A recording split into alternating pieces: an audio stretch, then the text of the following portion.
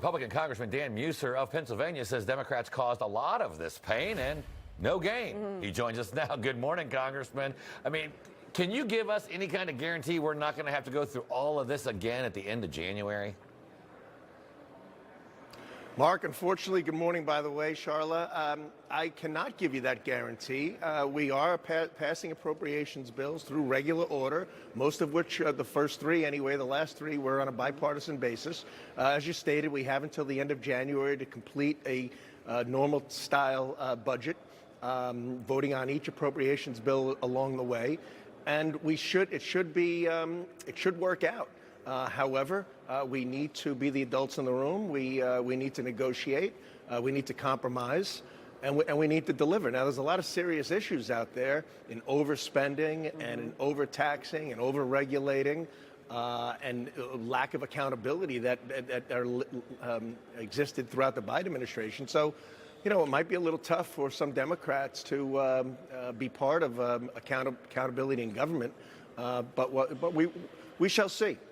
We shall see.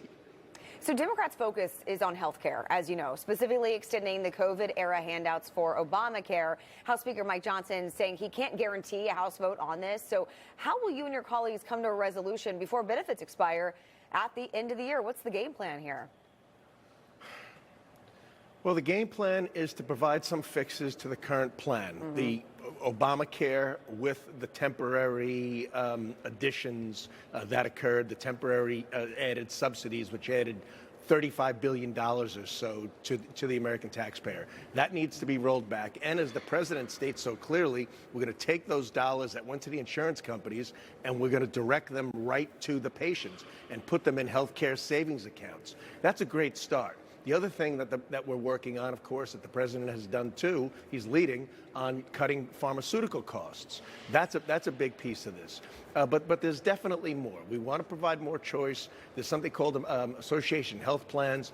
There's a number of ideas that have existed for a while that will create competition, will create choice, will bring down costs. It should improve quality as well.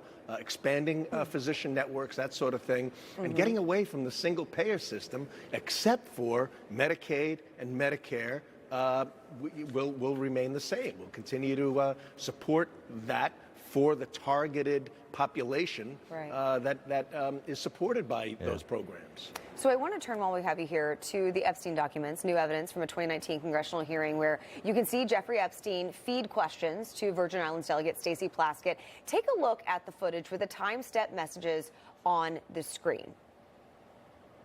You, as my friend Mr. Meadows pointed out, misled this committee even today in a written submission that contradicted your testimony. You have suggested you are going to review that. Are you going to review it in our next break to correct the record, yes or no? Yes. Question, you helped out the president's campaign or were involved in the campaign as a representative, as a spokesman, even in your words today. It was your idea for the campaign dating back to 2011. Is that accurate, yes or no? Yes. Mr. Weisenberg and other individuals, Ms. Rona. Who are those individuals? Are they with the Trump organization? Okay, so the House yesterday rejecting to censure Stacey Plaskett over collusion there with Epstein. I understand you voted present. You were one of three to vote present. Why? Yeah. Well, I'm glad you asked. First off, regarding Epstein and the Epstein files, we were for releasing them. We passed a resolution last week releasing 55,000 documents, or excuse me, a few weeks ago. The president has stated, I've stated from the very beginning, everything that's credible, everything that's legal, we need to have full transparency. The other day, Speaker Johnson submitted a unanimous consent that Hakeem Jeffries, the Democrats, blocked to open up these files without having to pass what was passed last night, which I certainly voted for and would have voted for a month ago, releasing the Epstein files. Right. So we'll see what happens. Now, regarding Plaskett, when she was texting, look, I looked at the details. I was sitting in the speaker's chair during the debate. I heard every word of it and did my own research. When she was texting, which was wrong, foolish, bad judgment, all of that, with Epstein, it was before he was convicted of his most egregious crimes. Granted, he was arrested for soliciting prostitution back in 2008 and jailed. but it was prior to the other accusations, the horrific accusation that took place. So that's number one.